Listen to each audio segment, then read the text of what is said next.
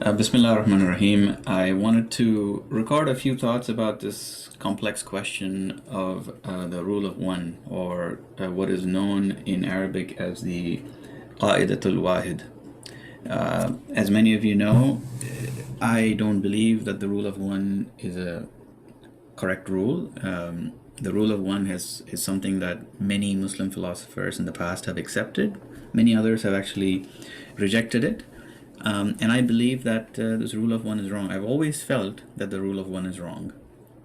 I have spoken to a lot of people who believe in the rule of one, and when I ask them to explain the logic behind it, I always get circular arguments. They say, well, the rule of one is correct because you couldn't have something that opposes the rule of one.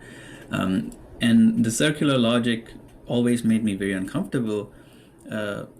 And it would have probably not made me so uncomfortable were it not the fact that the rule of one is such a fundamental assumption in the metaphysics of the peripatetic philosophers.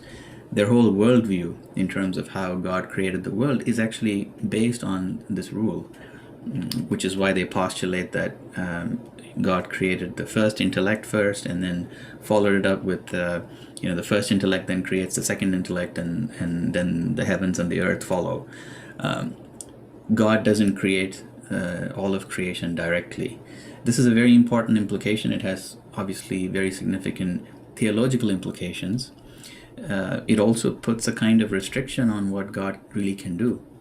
If you take the rule of one to its logical ends, it basically says that God cannot do anything except emanate this first intellect or first principle or whatever you want to call it. And this creates a great sense of discomfort in me.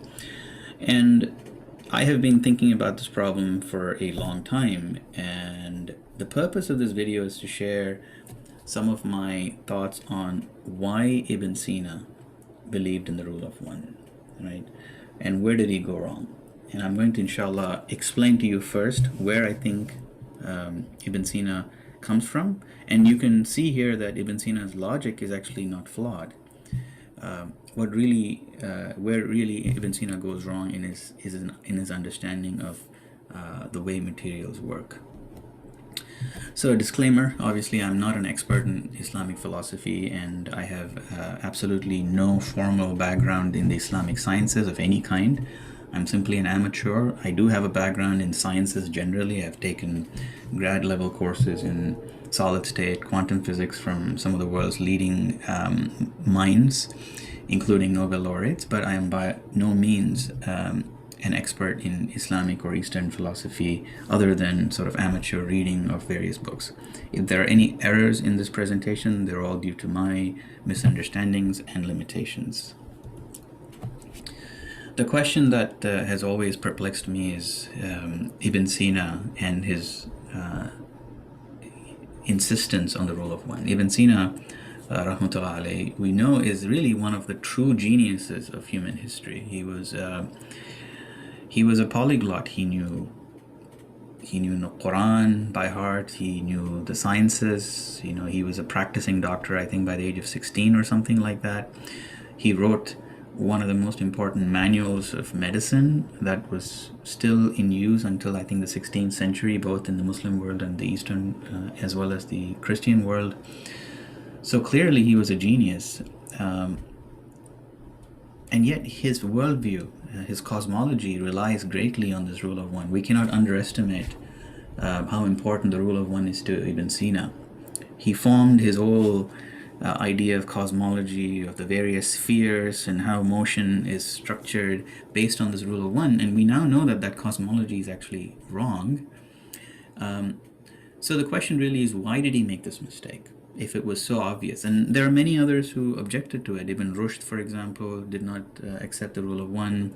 Imam al-Ghazali, Fakhruddin al-Razi, Ibn Arabi, and today I find a lot of Muslim kind of quote-unquote philosophy amateurs or philosophers dismiss these objections simply in the name of theology. They say, well, these theologians, they had their own sort of predilections, and because of that they rejected Ibn Sina. I don't think they're right, because really you have to get into the mind of Ibn Sina and try to understand why he first of all has such a strong insistence on the rule of one. In order for us to understand why Ibn Sina insisted on the rule of one, we have to have some basic knowledge of Islamic philosophy, and I'm not going to go over all of them, but I want to point out a few.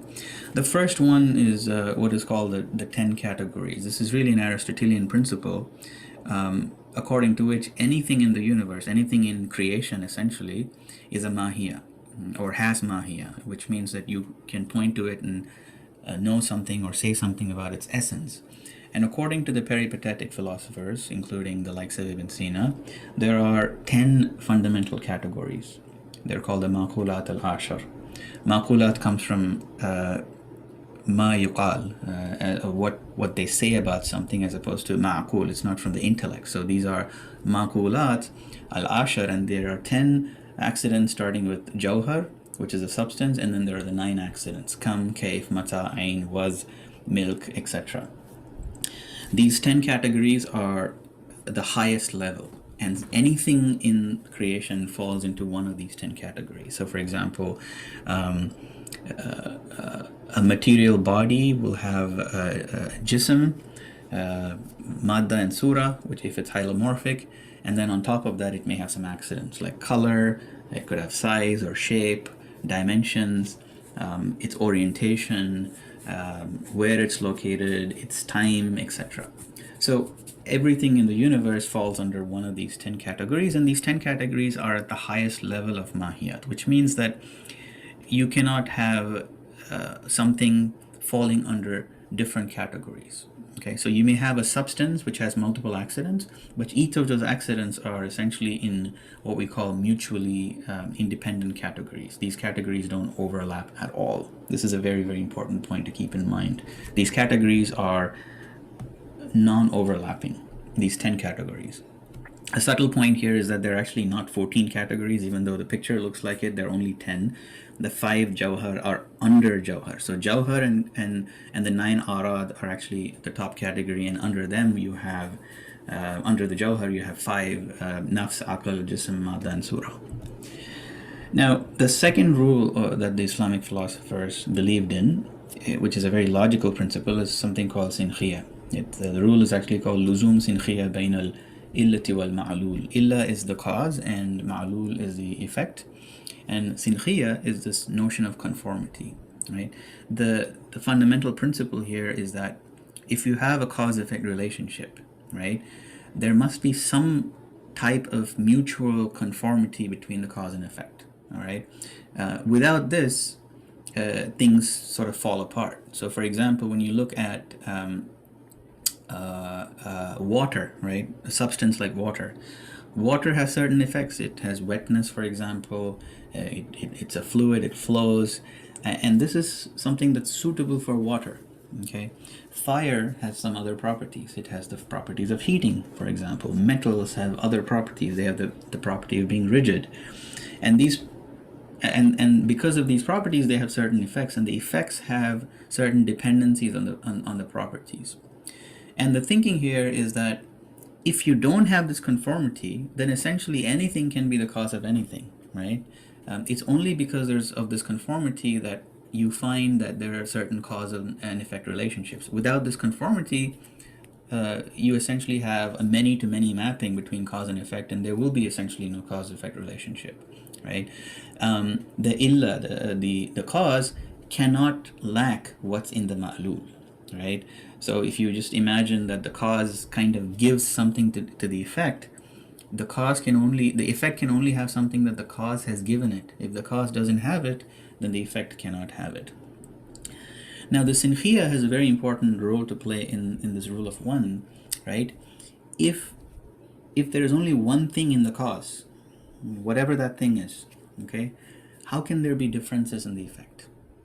Right? If there's only, for example, if I have dollar bills and I give this dollar bill to a poor person on the street, okay, that poor person on the street can only end up with dollar bills. He cannot end up with dinars and dirhams and liras and euros and rupees, etc. Right? He can only have dollars because that's the only thing that the cause gave the poor person. Now let's imagine the poor person started with nothing and he received all the money from me. Tomorrow, if you find that the poor person has dollar bills, and Turkish liras and euros and pound sterling bills and Indian rupees and so on and so forth, what would you say? You would assume that all of this money also came from me, which means I too had different currencies with me. Okay, so the rule of Sinkhiya is used to understand cause and effect, but it also plays a very important role in limiting what the cause can be as it pertains to the effect. And this is, again, very critical in understanding the rule of one. So, for example, let's imagine that you had a cause that had multiple effects. You had a cause C that gave birth to E1, E2, E3, and E4. Okay? Because these effects, and they may be in these fundamentally different categories that we already talked about, the Makulat al-Ashar, Ibn Sina therefore believes that these four effects point to different aspects within the cause, right? So for example, E1 falls under a certain category, E2 falls under a certain category. Then what Ibn Sina is saying, because of this conformity, within the cause there must be some kind of multiplicity. There must be at least four different aspects that create these four different effects, right?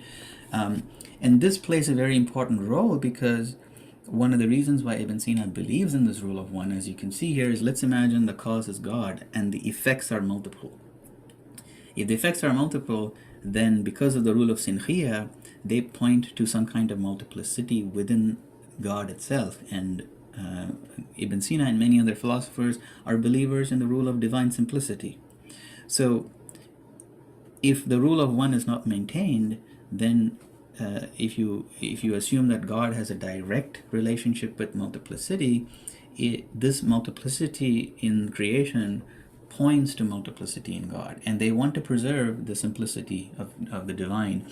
And therefore the rule of one and divine simplicity, although people don't talk about it as proofs for each other, they play a very important role in supporting each other. The rule of one, if that breaks down, divine simplicity arguments take a big knock. And this is, I think, one of the main reasons why Ibn Sina believes in the rule of one, right? So in summary, there are these 10 categories. Ibn Sina believes in conformity between cause and effect. And because of all of this, if there is multiplicity of effects, this would point to multiplicity in the cause.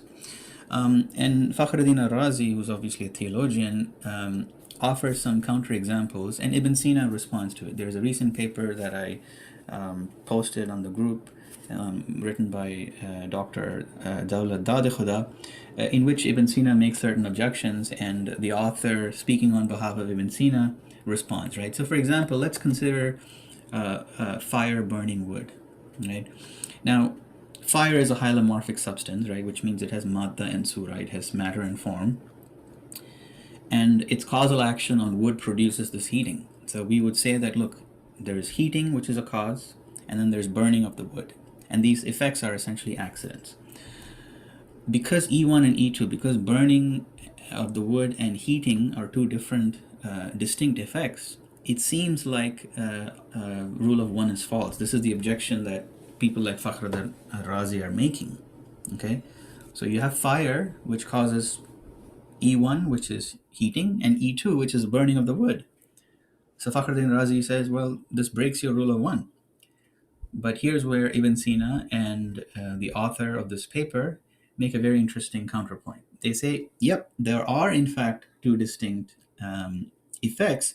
What you don't understand is that these two distinct effects are caused by different aspects of fire. So they say, for example, that fire has two different aspects. One is fire qua its quote unquote fiery form, and two is fire in terms of its effect on wood. So what they're saying is, within fire, there are sort of two different aspects. One is its fundamental nature of fire, and then two is the effect it has on wood. And because of this, you essentially have two different effects, right? So even though you think that, this is a counterexample and there's one C that causes different effects, there's in fact different aspects to the fire that are connected to each of these effects. So this is really the way in which Ibn Sina and his followers have formulated this notion of the rule of one. They basically say, look, if you have multiple effects, it automatically means that the cause has to have multiple aspects to it, and these aspects are the ones that cause these various effects. And the example of the dollar bills will give you a sense of what they're talking about, right? So, for example, and by the way, it's important to remember that these aspects are real, right? These aspects are not pure adjectives. So, for example, if you consider a man could be a teacher, a father, a worker, an employee, an employer, a boss, a manager, a subordinate. He could be a scholar. He could all at once, right? But these aspects don't change the fact that the person is one, and that's because it's not that if you open me up, you'll find a scholar inside me, and you'll find some other part which says I'm an engineer, or some other part that says I'm a father, right? I'm one person, and I have all these relationships.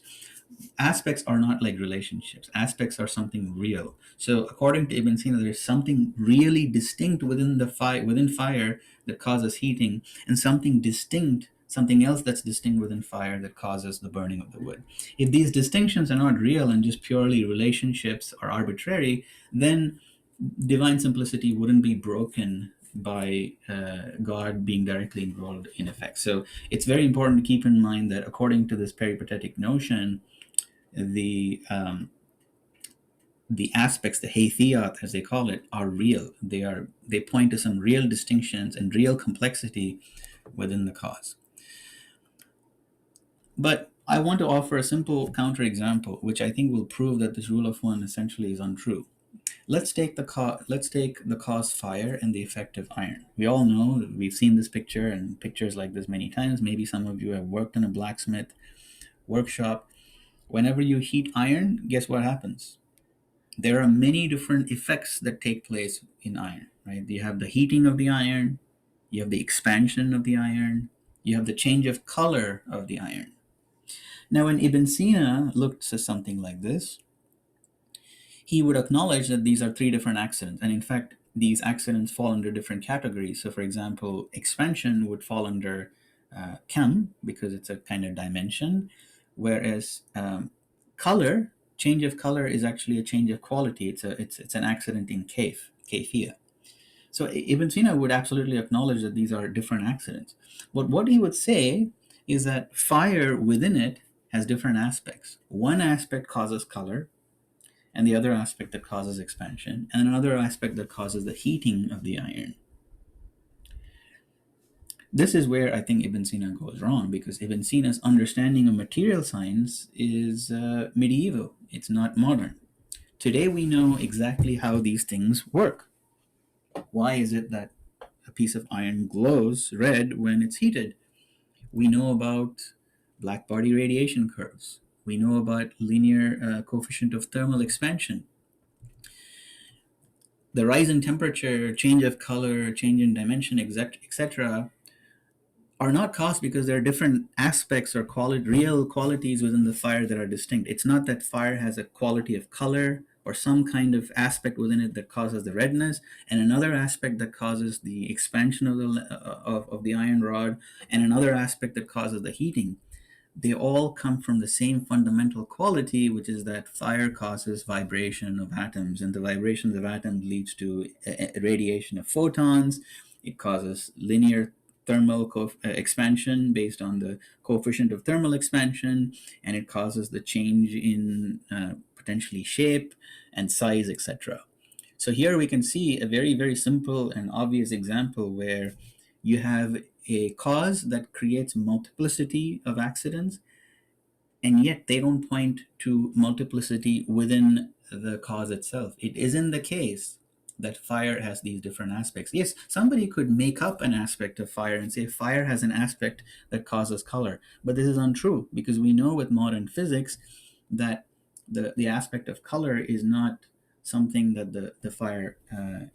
that fire has. It simply transmits its energy in the form of atomic vibration, which then causes all these various effects in the iron rod.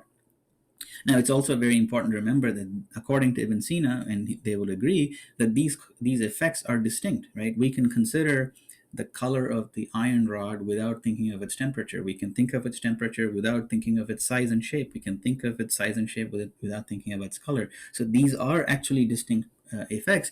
Well, we have seen with this very simple example that it does not imply any kind of multiplicity within the fire.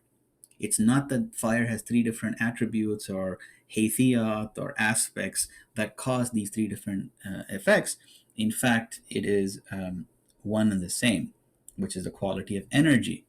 So, in conclusion, I believe that Ibn Sina's belief in the rule of one was guided by an understanding of material science that is simply no longer true, right? Um, the the fact that causes and effects have to have conformity makes sense, but the reality is that because Ibn Sina didn't have a proper understanding of material science, the kind of examples he gave, etc., were wrong, and he doesn't consider the possibility that what we consider to be accidents are truly manifestations of what's happening within the substance. That's a different art. That's a different uh, question about kind of the way in which the peripatetics think about substance and accidents that I won't get into. But we can clearly see here that the basis for the rule of one really no longer stands. Um, you can have a single cause that causes multiple distinct accidents that don't necessarily imply um, any kind of multiplicity or different aspects within the cause. Now, if the aspects are purely arbitrary, then we don't care. We can have a billion different aspects within God that are purely arbitrary. I can think of God as merciful and just and beautiful and all of that, and it doesn't call multiplicity. So these relationships and aspects have to be real.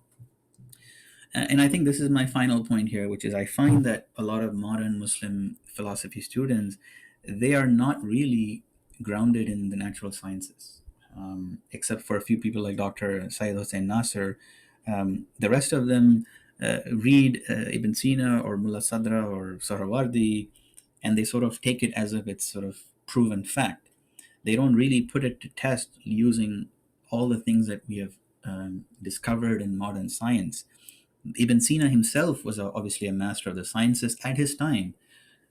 If we really want to be, if we really want to push Islamic philosophy forward, I think we really need people who have a fundamental grasp of all of the natural sciences and also logic at its core, and then they can understand and advance the cause of Islamic philosophy.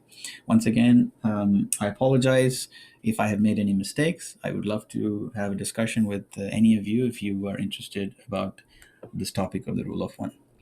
Thank you.